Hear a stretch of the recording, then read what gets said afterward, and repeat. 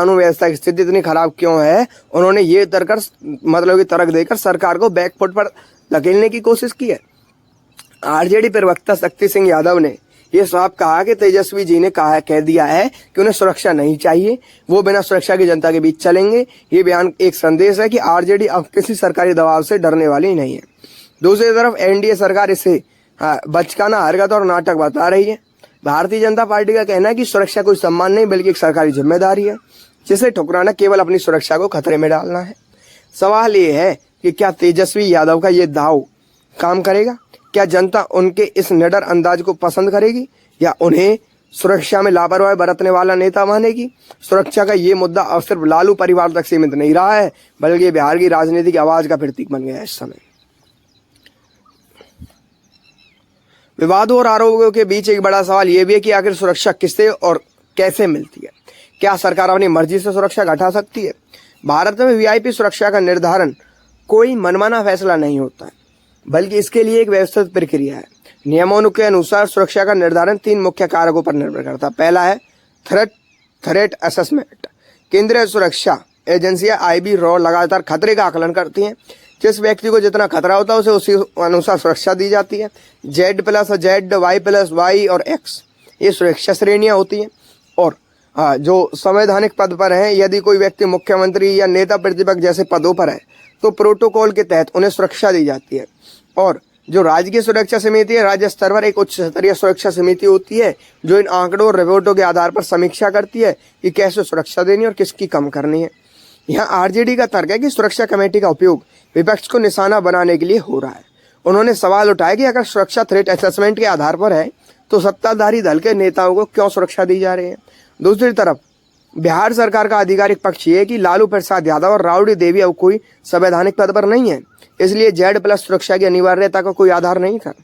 सरकार का कहना है कि सुरक्षा का डाउनग्रेड होना एक रूटीन प्रक्रिया है, न कि कोई सियासी हमला है। कानून के जानकारों का यह मानना है कि सुरक्षा किसी का अधिकार नहीं बल्कि एक सुविधा है। लेकिन अगर इसमें बदले की भावना यानी कि पॉलिटिकल वेंदत्ता दिखती है तो ये मामला अदालत की चौखट तक जा सकता है। क्या लालू परिवार इस सुरक्षा कटौती को चुनौती देने के लिए कोर्ट जाने वाला है? आरजेडी ने कोर्ट से ज्यादा जनता की अदालत पर भरोसा जताया। क्या ये कानून की प्रक्रिया है या राजनीति? इस पर 2 मत हो सकते हैं, लेकिन एक बात साफ है, सुरक्षा की ये लड़ाई अब संवैधानिक मर्यादाओं और राजनीतिक नैतिकता के बीच एक पतली रेखा पर चल रही है। ये बात तो साफ हो चुकी है इस समय। पिछले कई दिनों में हमने बिहार की राजनीति में सुरक्षा और स्वाभिमान का वो चेहरा देखा जिसने पूरे राज्य को झकझोर कर रख दिया है। लालू परिवार की सुरक्षा कटौती से शुरू हुआ ये विवाद आज 10 सर्कुलर रोड के बंगले और आरजेडी की नई रणनीति तक पहुंच चुका है, जो दिख रहा है इस समय। सवाल ये नहीं है कि किसनी सुरक्षा मिली, बल्कि सवाल ये है कि बिहार की सियासत किस दिशा में जा रही है। कैसे सरकार ने सुरक्षा में कटौती की और आरजेडी ने इसे अपना अपमान माना है? कैसे सरकारी आवास का मुद्दा एक बड़ी राजनीतिक लड़ाई में बदल गया? कैसे तेजस्वी यादव ने सुरक्षा ठुकराकर खुद को एक विद्रोही नायक के रूप में पेश किया? और सरकार के नियमों के पालन के तर्क और आरजेडी के राजनीतिक बदले के आरोपों के बीच का टकराव देखने को मिला। क्या ये सिर्फ एक प्रशासनिक फेरबदल था? तो ऐसा नहीं है। ये बिहार में सत्ता संघर्ष का वो स्तर है जहां सुविधाएं भी लड़ाई का मुद्दा बन गई। सरकार इसे कानून का राज कह रही है तो विपक्ष इसे तानाशाही का प्रमाण कह रहा है। लेकिन इस पूरे विवाद का असली असर बिहार की जनता पर पड़ेगा। असल में तो क्या जनता इस पूरे ड्रामे को एक साजिश के रूप में देखती है या फिर उन्हें लगता है कि सबके लिए नियम बराबर होने चाहिए? आने वाले समय में ये सुरक्षा का मुद्दा बिहार विधानसभा के अगले सत्र में और भी गरमाने वाला है। क्या सरकार वाकई में बल प्रयोग करके बंगला खाली कराएगी या क्या आरजेडी कोई और बड़ा जन आंदोलन शुरू करेगी? इस पर निगाहें टिकी रहेंगी सबकी, ये बात साफ है। मगर बिहार की सियासत जोश में हलचल जारी रहेगी, ये बात तो साफ हो चुकी है। हलचल पूरे तरीके से मची हुई है बिहार की सियासत में और ये अभी जारी रहने वाली है, ऐसे आसार लगाए जा रहे हैं। बिहार की राजनीति में इन दिनों जो कुछ भी हो रहा है वो किसी साधारण घटना से कहीं आगे निकल चुका है। राबड़ी देवी के आवास से सुरक्षा कर्मियों की रवानगी और उनके स्थान पर आरजेडी समर्थकों का मोर्चा संभालना एक संकेत है कि बिहार की सियासत अब नियमों की मर्यादा और राजनीतिक स्वाभिमान के बीच आर पार की जंग में बदल चुकी है और ये अंतिम पड़ाव पर है। सवाल ये नहीं है कि किसने सुरक्षा लौटाया, और बल्कि सवाल ये है कि बिहार की राजनीति किस दिशा में जा रही है। कैसे 4 जून 2026 को सुरक्षा समिति ने लालू और रावड़ी की Z+ सुरक्षा में कटौती की और तेज प्रताप यादव की वाई सुरक्षा जो हटा दी, और बंगले का संघर्ष देखने को मिल रहा है। कैसे 10 सर्कुलर रोड का सरकारी बंगला अब बिहार की सबसे बड़ी राजनीतिक विषाद बन गया है। यहाँ सीएम सम्राट चौधरी आवास खाली करने पर अड़े हैं और आरजेडी का निडर जो नैरेटिव है वो दिख रहा है। तेजस्वी यादव और रावड़ी देवी का सुरक्षा लौटाना एक बड़ा दावा है जो जनता के बीच ये संदेश देने की कोशिश है कि सरकार उनके साथ बदले की राजनीति कर रही है और कानून वर्सेस आरोप का दौर चल रहा है। सरकार के नियमों के पालन के तर्क और आरजेडी के राजनीतिक उत्पीड़न के आरोपों के बीच का टकराव दिख रहा है। क्या इस सिर्फ एक प्रशासनिक फेरबदल था? तो ऐसा नहीं है। ये बिहार में सत्ता संघर्ष का वो स्तर है जहां सुविधाएं भी लड़ाई का मुद्दा बन गई हैं। सरकार इसे कानून का राज कह रही है तो विपक्ष जैसे तानाशाही का प्रमाण दे रहा है, लेकिन इस पूरे विवाद का असली असर बिहार की जनता पर पड़ने वाला है।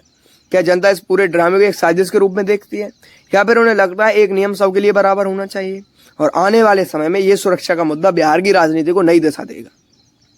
क्या सरकार वाकई में बल प्रयोग करके बंगला खाली कराएगी या क्या ये मुद्दा आरजेडी के भविष्य को में नई सहानुभूति दिलाएगा? ये समय ही बताने वाला है, ये बात तो साफ है। लेकिन बिहार की सियासत में हलचल जारी रहने वाली ये भी साफ हो चुका है, पूरे तरीके से सियासत जारी रहेगी।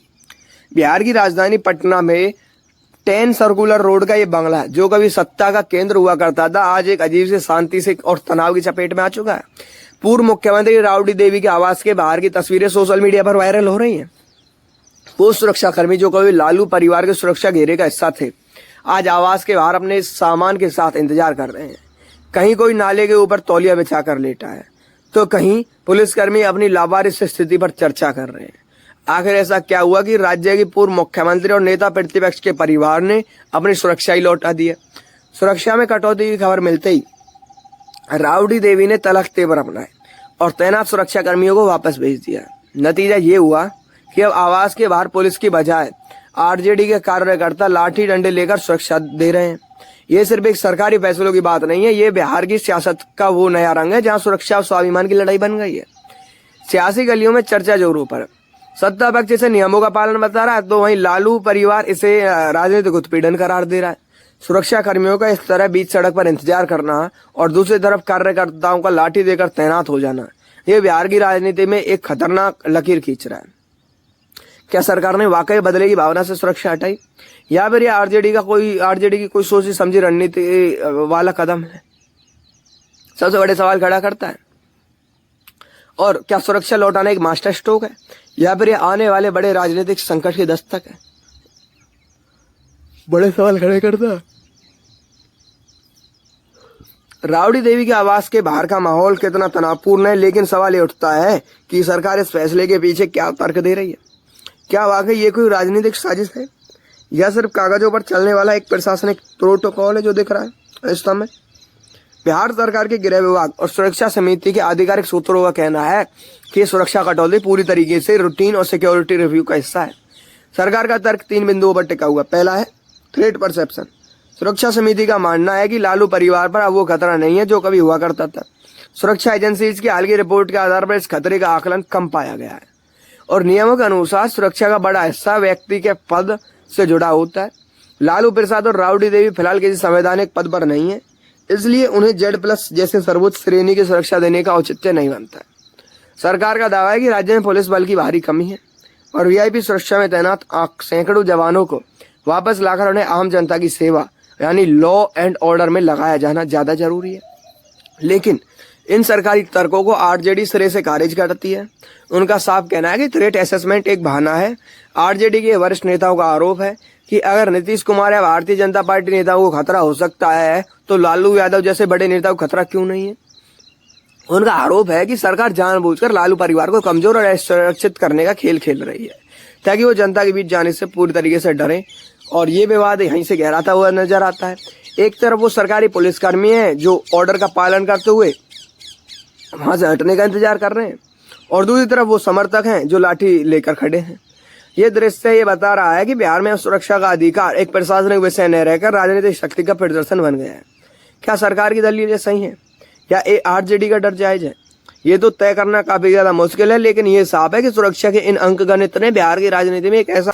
तो दर्शकों, आपको हमारी ये जानकारी कैसी लगी? अगर अच्छी लगी हो तो वीडियो को लाइक और चैनल को सब्सक्राइब करके जरूर जाएं। हम मिलते हैं आपसे एक और नई बड़ी अपडेट, एक और नई बड़ी जानकारी के साथ। तब तक के लिए NN26 न्यूज़ का बहुत बहुत धन्यवाद।